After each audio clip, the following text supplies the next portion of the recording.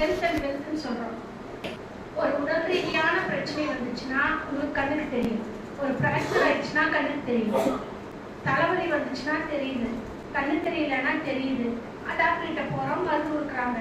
ஆனால் ஒரு சிலருக்கு மட்டும் பார்த்தீங்கன்னா தொடர்ந்து ட்ரீட்மெண்ட் எடுத்துகிட்டே இருப்பீங்க, அந்த ப்ராப்ளம் கிளியரே ஆகாது. தூக்கம் வராமல் இருப்போம், ஆனால் அதை பற்றி கவலைப்படுவோம். மருந்து எடுப்போம், அப்பவும் தூக்கம் வராது.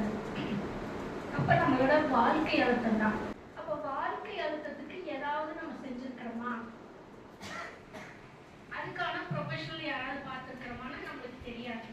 நம்மளுக்கு யாரும் சொல்லி கொடுத்ததில்லை, இப்படி ஒன்று இருக்குதுன்னு தெரியாது.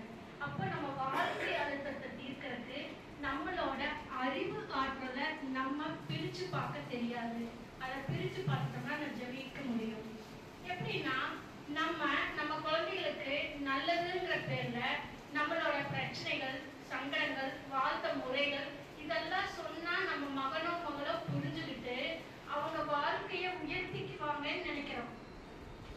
இப்படிதான் வந்துட்டு இருக்கு. அப்போ கண்டிப்பா அது நடக்காதுங்கிறத நம்ம தெரிஞ்சுக்கணும். ஏன்னா இன்னைக்கு உங்க மகனோ மகளோ வளர்த்தது நீங்க கிடையாது, மீடியா தான். மீடியா என்ன சொல்லுதோ அதுதான் செய்வாங்க. உங்களோட கதை அவர்களுக்கு எரிச்சல் ஊட்டும்.